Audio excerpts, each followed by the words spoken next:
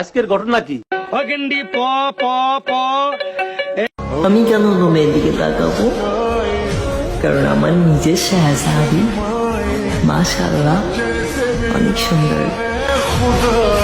जहाँ को तो रब का है, हमें तेरा है सहारा, बस तेरा।